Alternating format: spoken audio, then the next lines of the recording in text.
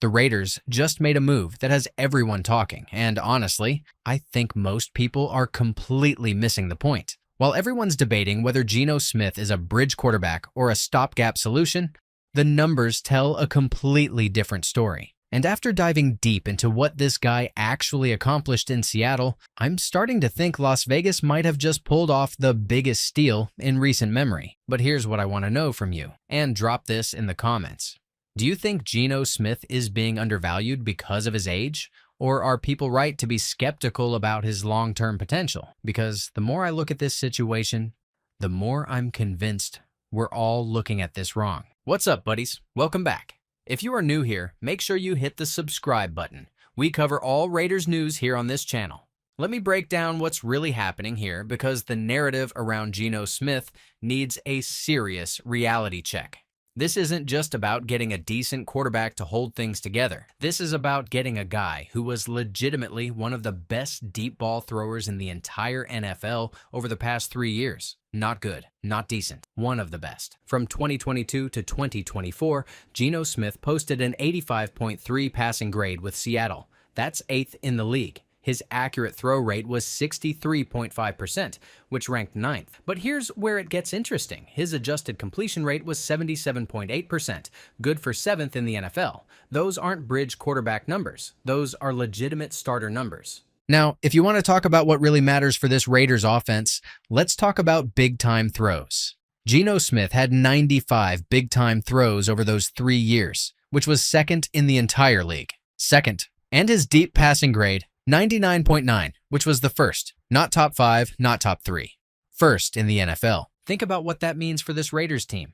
They went from having one of the worst quarterback situations in the league last year, and let's be honest, Gardner Minshew and Aiden O'Connell were not striking fear into anyone, to having a guy who can legitimately hurt you deep. That changes everything about how defenses have to approach this team. The defensive coordinator meeting rooms around the AFC West just got a lot more complicated.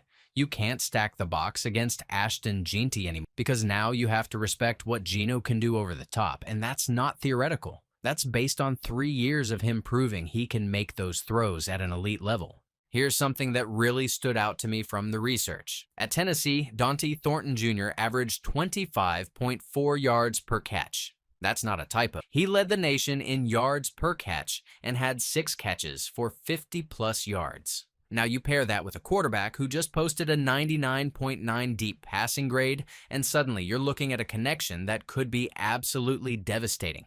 The Raiders have been missing that deep threat for years. They've been missing that guy who can take the top off the defense and make teams pay for bringing extra bodies into the box.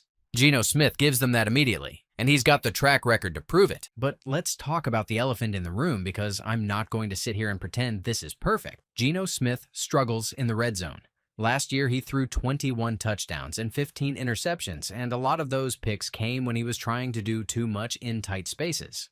When the field shrinks, his accuracy becomes an issue.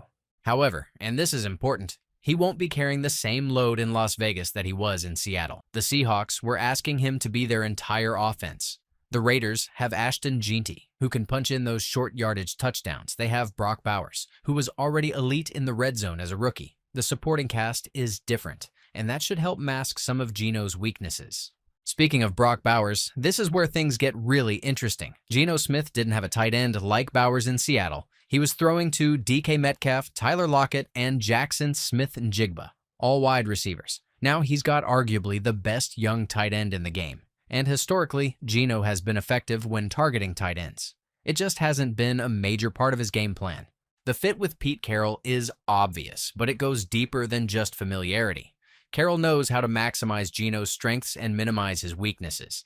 He's not going to ask him to be something he's not. The system is going to be built around what Geno does best, which is attacking vertically and using his arm strength to create explosive plays.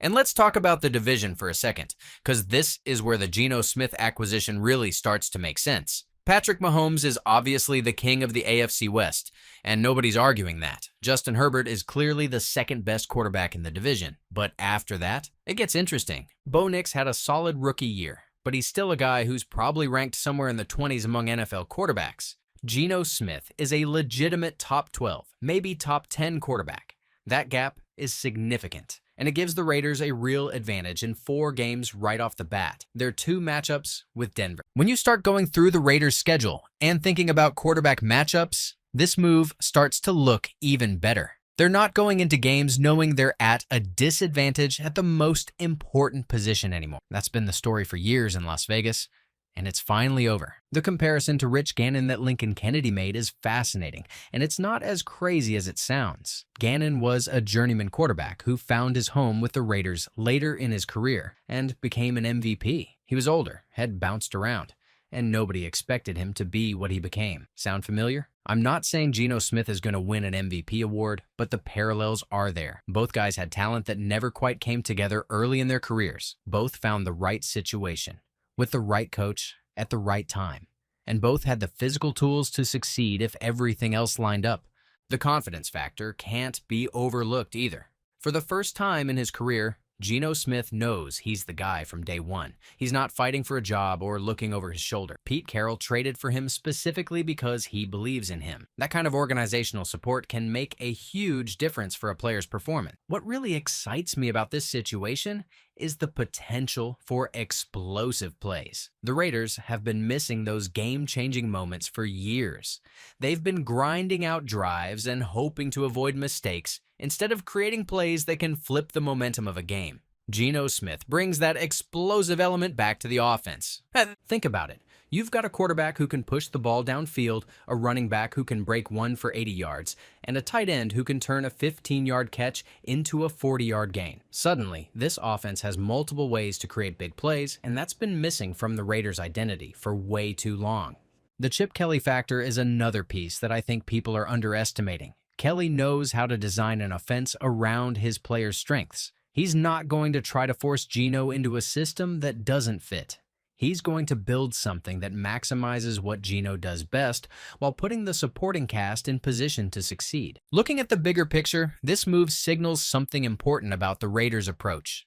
They're not rebuilding anymore. They're not taking developmental quarterbacks and hoping they figure it out. They went out and got a proven player who can help them win games right now. So here's my final take on this whole situation. Geno Smith isn't just a bridge quarterback or a stopgap solution. He's a legitimate starting quarterback who can help this team win football games. The numbers support it. The fit makes sense. And the timing is right. If the Raiders can stay healthy and the young guys continue to develop, this could be the move that finally gets them back to relevance in the AFC West. The question isn't whether Geno Smith is good enough to be a starting quarterback in the NFL. The question is whether the Raiders have built enough around him to maximize his potential. And based on what I'm seeing, the answer to that question is looking pretty good right now.